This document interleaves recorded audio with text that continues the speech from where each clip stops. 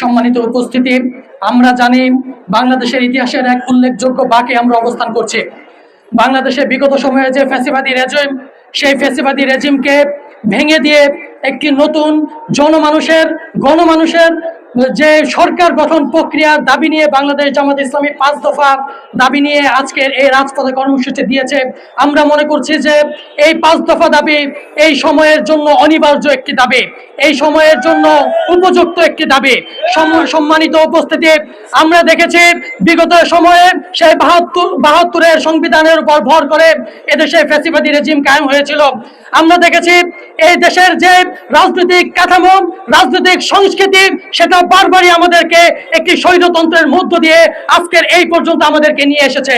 তাই আমরা চাই এই ব্যবস্থার, এই কাঠামো, রাজনৈতিক সংস্কৃতির পরিবর্তন। এই কারণে বাংলাদেশের জাতীয় সংসদ নির্বাচনে সংসদের উভয় কক্ষে পিআর পদ্ধতি এই সময়ের জন্য সবচেয়ে গুরুত্বপূর্ণ এবং অনিবার্য একটি দাবি।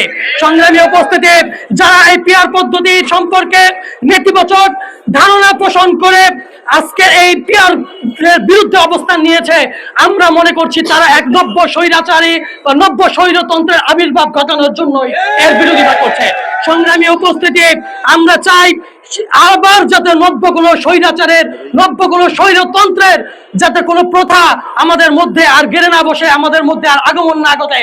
এই কারণে আমরা রাজপথে যে কোনো কর্মসূচির মাধ্যমে এই পিআর পদ্ধতিকে আদায় করে নিয়ে আসবো ইনশাল্লাহ।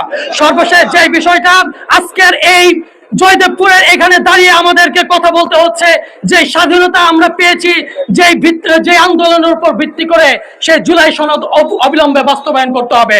যারা জুলাইকে অস্বীকার করতে চায়, আমরা তাদের ইতিহাস জানি, তারা বিগত 17 বছরে ফ্যাসিবাদী রেজিমের সাথে আঘাত করে চলেছে। আজকে তারা জুলাই সনদকে স্বীকৃতি দিতে চায় না, সহস্রাধিক ভাইদের কোরবানিকে তারা অস্বীকার করতে চায়।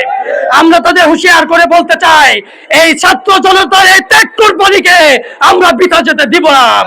অবিলম্বে জাতীয় পার্টি, আওয়ামী লীগ সহ 14 দলের যে দোষর যারা ছিল তাদের রাজনীতি নিষিদ্ধ করতে হবে।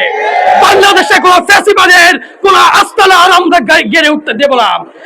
সম্প্রতি সেনা প্রধানের যে কার্যক্রম, সেনাবাহিনীর যে কার্যক্রম, সেটা নিয়ে আমাদের সোচ্চার হতে হবে।